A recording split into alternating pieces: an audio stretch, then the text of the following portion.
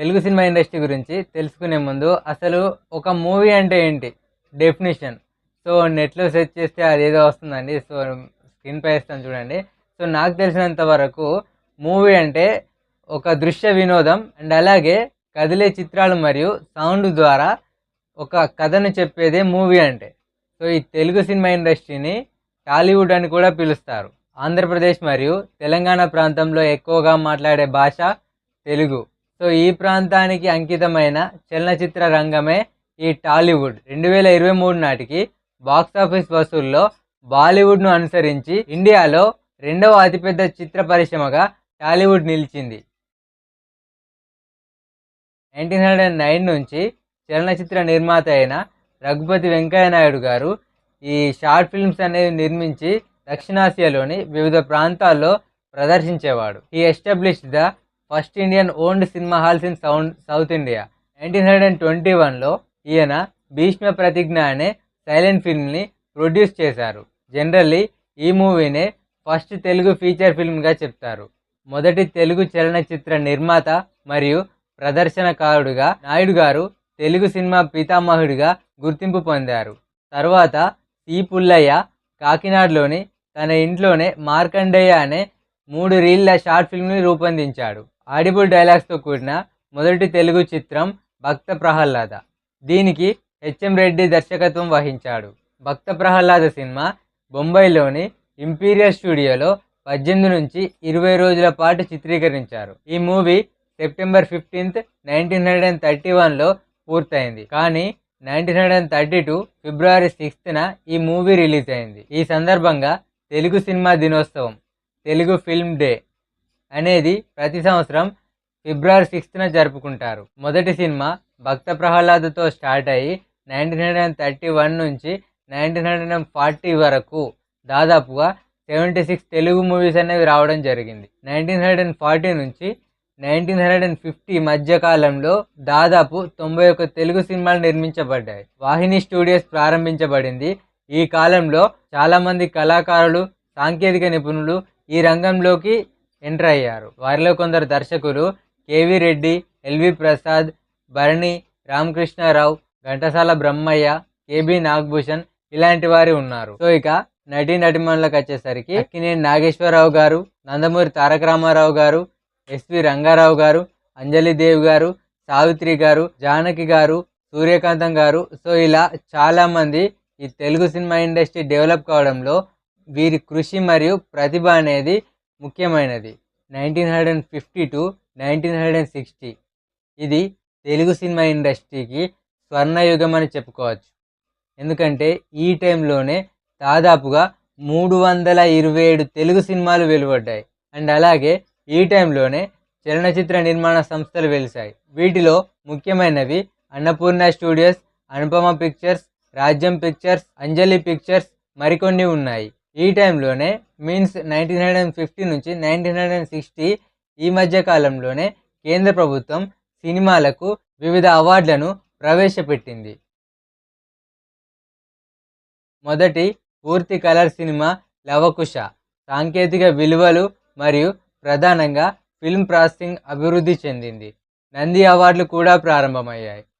అదుర్తి సుబ్బారావు గారు కొత్త నటులతో తీసిన తేనె మనసులు సినిమాలో హీరోగా కృష్ణ మరియు మరికొందరు నటులు రంగప్రవేశం చేశారు. డి రామానాయుడు తన సురేష్ ప్రొడక్షన్ చిత్ర నిర్మాణ సంస్థను ప్రారంభించాడు. సో ఈ ప్రొడక్షన్లో తీసిన మొదటి సినిమా రాముడు భీముడు మంచి విజయం సాధించింది. 1970 నుంచి 1980 వరకు చాలా వరకు సినిమాలు ఆంధ్రప్రదేశ్లో నిర్మించబడ్డాయి.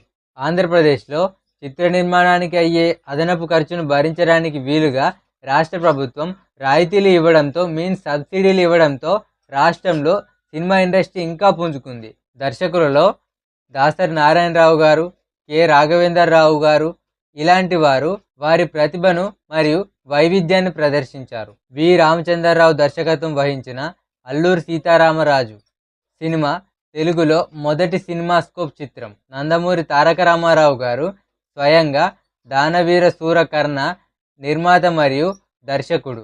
సో ఈయన గారు ఇందులో 3 పాత్రలు ధరించి మెప్పించారు. ఈ కాలంలోనే మీన్స్ 1970 నుంచి 1980 ఈ మధ్యకాలంలోనే విజయ్ చందర్, గిరిబాబు, మురళీమోహన్, నారాయణరావు, మోహన్ బాబు, బాలకృష్ణ, చిరంజీవి, జయసుధ, విజయశాంతి వంటి వారు వెండితెరకు పరిచయం అయ్యారు. 1981 నుంచి రఘుపతి వెంకయ్య అవార్డు స్టార్ట్ అయింది. సినిమా అభివృద్ధి కోసం AP state film development corporation స్థాపించబడింది. 1984లో 2 lakhsగా ఉన్న సబ్సిడీ 1989 వరకు 3 lakhs వరకు పొడిగించారు. తెలుగు చిత్ర పరిశ్రమ ప్రారంభంలో మద్రాసులో ఉంది. 1970 నుంచి హైదరాబాద్కు రావడం ప్రారంభించింది. అండ్ అలాగే 1990 వరకు కంప్లీట్గా చేంజ్ అయిపోయింది, మీన్స్ కంప్లీట్గా పరివర్తన చెందింది. ఈ కాలంలో స్టార్ ఆధారిత వాణిజ్య చిత్రాలు, సాంకేతిక పురోగతులు మరియు ప్రపంచంలోనే అతిపెద్ద ఫిల్మ్ స్టూడియో కాంప్లెక్స్గా గిన్నిస్ వరల్డ్ రికార్డు పొందిన రామోజీ ఫిల్మ్ సిటీ వంటివి ప్రధానంగా అభివృద్ధి చెందాయి. 1990 నుంచి 2000 వరకు B Gopal, EVV, Ram Gopal Varma, SV Krishnareddy మరియు భీమినేని శ్రీనివాసరావు ఇలాంటి క్రియేటివ్ దర్శకులు అందుబాటులోకి రావడం జరిగింది. ఇక 2000 నుంచి 2010 వరకు సినిమా డిజిటల్ యుగాన్ని అందిపుచ్చుకుంది. ఫలితంగా తెలుగు సినిమా అతివేగంగా తెరకెక్కుతూ 3D technology, digital intermediate graphics ఇలాంటి రంగాల యొక్క సేవలు హైదరాబాద్లో విస్తృతమయ్యాయి. హైదరాబాద్లో ఉన్న ప్రసాద్ ఐమాక్స్ ఇది అతిపెద్ద 3D ఐమాక్స్ స్క్రీన్లలో ఒకటి. అండ్ అలాగే ప్రపంచంలోనే అత్యధిక మంది హాజరైన సినిమా స్క్రీన్. 2014 సిబిఎఫ్సి నివేదిక ప్రకారం సంవత్సరానికి నిర్మించబడే చిత్రాల పరంగా పరిశ్రమ భారతదేశంలో మొదటి స్థానంలో ఉంది. సిబిఎఫ్సి అంటే the central board of film certification. So దీని గురించి చిన్నగా ఎక్స్ప్లెయిన్ చేస్తాను. CBFC is responsible for certifying films and public exhibition and different type of audience and వారి యొక్క ఏజ్ని బేస్ చేసుకొని ఫిల్మ్స్ని 4 కేటగిరీలుగా విభజించడం జరిగింది. అందులో మొదటిది యు అన్రిస్ట్రిక్టెడ్ పబ్లిక్ ఎగ్జిబిషన్, అంటే అన్ని వయసుల వారు చూడవచ్చు. రెండవది UA unrestricted public exhibition and parental guidance, 12 సంవత్సరాల కంటే తక్కువ ఉన్న పిల్లలు సో పేరెంటల్ గైడెన్స్లో చూడాలి. అండ్ మూడవది A category restricted to adults audience only, అంటే ఈ చిత్రాలు చూడడానికి పెద్దవారికి మాత్రమే అనుమతి ఉంది. అండ్ నాలుగవది S category restricted to specialized audience, అంటే వైద్యులు కానీ లేదా శాస్త్రవేత్తలు కానీ ఇలాంటి నిర్దిష్ట వ్యక్తులు మాత్రమే చూడాలి. సో దీని గురించి ఇంకా మీరు తెలుసుకోవాలనుకుంటే గూగుల్లో సెర్చ్ చేయండి సిబిఎఫ్సి అని. సో బాగానే ఉంది దాని గురించి. 2005, 2006, 2008, 2014 ఈ సంవత్సరాల్లో భారత తెలుగు సినిమా ఇండస్ట్రీ ఎక్కువ సినిమాలు నిర్మించింది. ఇది బాలీవుడ్లో నిర్మించిన చిత్రాల సంఖ్యను మించిపోయింది. తెలుగు రాష్ట్రాలు సుమారు 2800 థియేటర్లు కలిగి ఉన్నాయి. మన ఇండియాలో ఏ రాష్ట్రంలో లేనన్ని సినిమా హాళ్ళు ఉన్నాయి.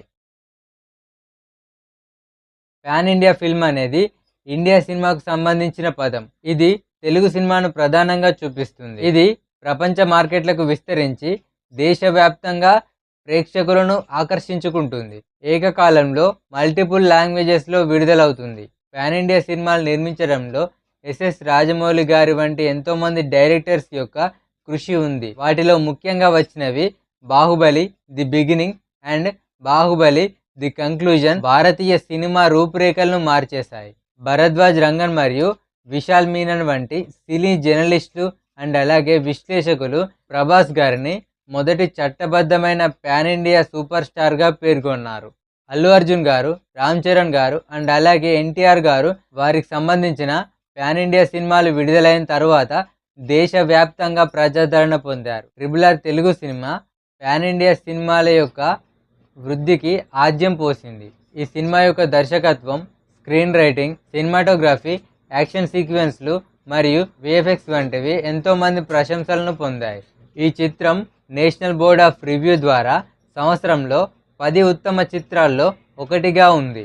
95th అకాడమిక్ అవార్డ్స్లో నాటు నాటు సాంగ్ ఉత్తమ ఒరిజినల్ సాంగ్ ఆస్కార్ను గెలుచుకుంది. ఈ విభాగంలో గెలుపొందిన భారత చలనచిత్రంలోని మొదటి పాటగా, అలాగే ఏషియా సినిమా నుండి మొదటి పాటగా నిలిచింది. మరికొన్ని చిత్రాలు Pushpa the rise, Salaar part 1, కల్కి 2898 AD అండ్ అలాగే పుష్ప 2 వంటివి కూడా ప్రేక్షకులను ఆకట్టుకున్నాయి. VN Reddy, KS Prasad, J Gummadi, KK Sindal Kumar మరియు సి రాజేందర్ ప్రసాద్ వారి సినిమాటోగ్రాఫిక్ పనులకు పాన్ ఇండియా గుర్తింపు పొందారు. 2022 నాటికి తెలుగు ఇండస్ట్రీ సంవత్సరానికి 300 చిత్రాలు నిర్మిస్తుంది. అండ్ అలాగే భారతీయ సినిమా ఇండస్ట్రీలో టాలీవుడ్ అనేది ప్రముఖ స్థానాన్ని కొనసాగిస్తుంది. తెలుగు మాట్లాడే ప్రాంతాలు సినిమా పంపిణీ ప్రాంతాల ప్రయోజనాల కోసం 3 ప్రాంతాలుగా విభజించబడ్డాయి. అవి నిజాం, సీడెడ్, ఆంధ్ర. నెక్స్ట్ వచ్చినట్లయితే మన తెలుగు సినిమా ఇండస్ట్రీ గురించి ఒక బుక్ అనేది రాశారు. సో అదే తెలుగు సినిమా చరిత్ర. ప్రపంచ సినీ పితామహులు లూమియర్ బ్రదర్స్ 1896లో బొంబాయిలోని వాట్సన్ హోటల్లో ఏర్పాటు చేసిన చిత్ర ప్రదర్శన ద్వారా మన ఇండియాలోకి సినిమా రంగం అనేది ప్రవేశించింది. అది మొదలు గత 100 సంవత్సరాల భారతీయ సినిమా చరిత్ర అండ్ అలాగే తెలుగు చిత్ర పరిశ్రమకు సంబంధించిన సమగ్ర చరిత్రపై ఉలెమోని వెంకటేశ్వర్లు దాదాపు 7.5 సంవత్సరాలు పరిశోధన చేసి రాసిన గ్రంథం తెలుగు సినిమా చరిత్ర. ఈ గ్రంథంలో తెలుగు చలనచిత్ర పరిశ్రమకు సంబంధించిన సమగ్ర చరిత్ర, సాంకేతిక అభివృద్ధి, తెలుగు నటీనటులు, టెక్నీషియన్లు 1931 నుంచి 1997 వరకు వచ్చిన చలనచిత్రాల సమీక్ష, సంవత్సరాల వారీగా విడుదలైన సినిమాల పూర్తి వివరాలు ఈ గ్రంథంలో పొందుపరచబడ్డాయి. అప్పటి కేంద్ర మంత్రి యు కృష్ణంరాజు గారు 25 నవంబర్ 1997లో ఈ గ్రంథాన్ని విడుదల చేశారు. ఈ గ్రంథానికి ఉత్తమ గ్రంథంగా రాష్ట్ర ప్రభుత్వ నంది అవార్డు లభించింది. అండ్ అలాగే ఈ రచయితకు ఉత్తమ రచయితగా యువకళా వాహిని అనే అవార్డును అందజేశారు. సో ఇది అండి ఈరోజు వీడియో. ఈ వీడియో మీకు నచ్చినట్లయితే ఒక లైక్ చేయండి. అండ్ అలాగే వెళ్ళే ముందు వీలైతే మన ఛానల్ని సబ్స్క్రైబ్ చేసుకోండి. Have a good day. Thank you so much.